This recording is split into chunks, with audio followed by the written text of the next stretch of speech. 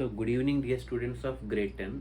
Right now we are going to discuss one more important 8 marks problem from real numbers chapter number 1 of grade 10 mathematics.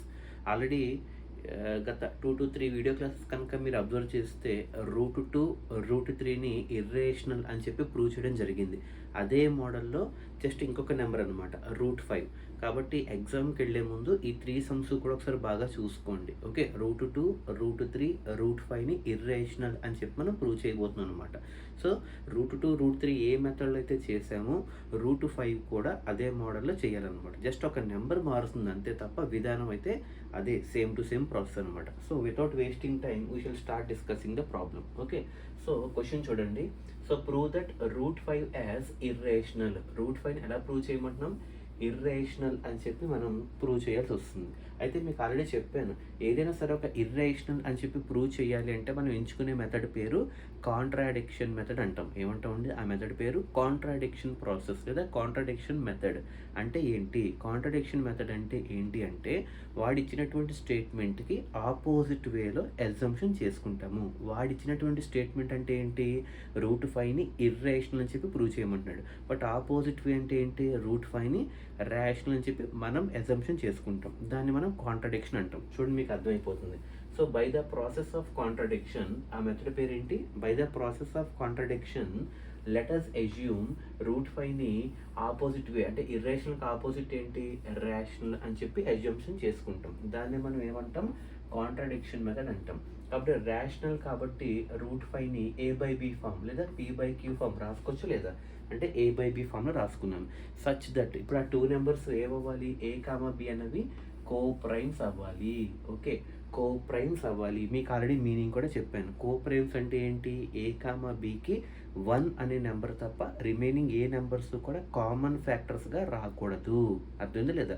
అంటే A and B అనేవి 1 మాత్రమే share చేసుకుంటాయి. Remaining ఏ number కూడా common ఫ్యాక్టర్గా రాదు. అంటే HCF of A, B అంటే common factor, highest common factor 1 ఉండాలన్నమాట. ఇందులో ఏకి బీకి ఇంకే నెంబర్ రాకూడదు. అటువంటి వాటిని కోప్రైమ్స్ అంటాం.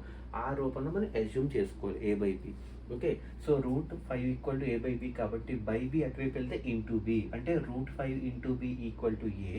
బీని అలా ఉంచి ఇంటూ రూట్ 5 అటువైపు వస్తే బై రూట్ 5 అంటే A/రూట్ 5 ఏమొచ్చింది? A/రూట్ 5.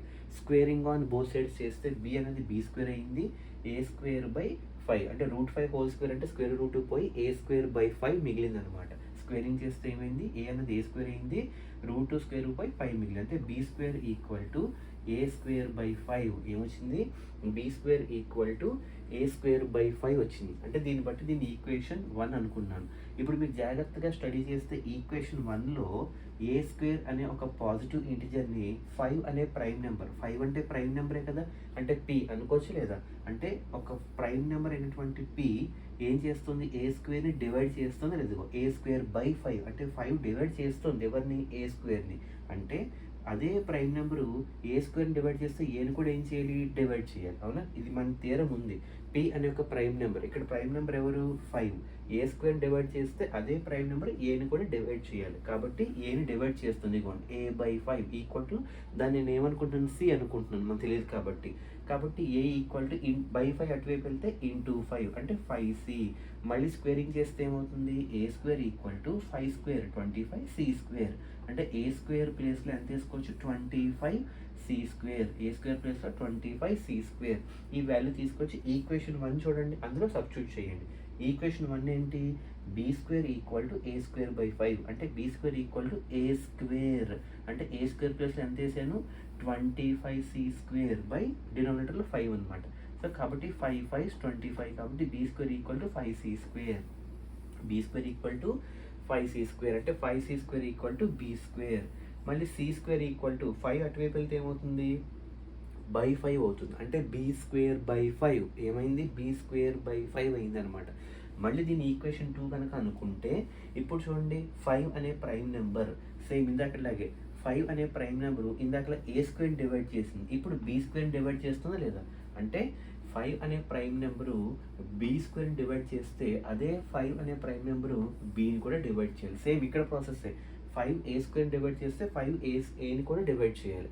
అలాగే 5b² డివైడ్ చేస్తే 5bని కూడా డివైడ్ చేయాలి. అంటే ఇప్పుడు దీన్ని బట్టి ఏమర్థమైంది, ఏకి a²కి, బీకి b²కి 1 తప్ప ఇంకొక నెంబర్ కూడా వచ్చింది కామన్ ఫ్యాక్టర్గా, ఎవరు 5 వచ్చిందనమాట. బట్ ఇక్కడ మనం ఏమనుకున్నాం, కోప్రైమ్స్ అనుకున్నాం. అంటే ఏంటి, HCF అంటే 1 తప్ప ఇంకే నెంబరు రాకూడదు. బట్ 1 కాకుండా అక్కడ ఏమొచ్చింది, 5 వచ్చింది. కాబట్టి మనకి అజంప్షన్ ఈజ్ రాంగ్, అంటే కాంట్రడిక్షన్ మెథడ్లో వెళ్ళడం తప్పు. కాబట్టి వాడిచ్చిందే కరెక్టు, √5 ఈజ్ ఇర్రేషనల్ అని చెప్పి మనం ప్రూవ్ చేస్తాం అన్నమాట. ఓకే, ఇది మనకి √2, √3, √5. నెక్స్ట్ ఇంకొన్ని ఎగ్జాంపుల్స్ చూద్దాం. Okay, good evening, have a nice day.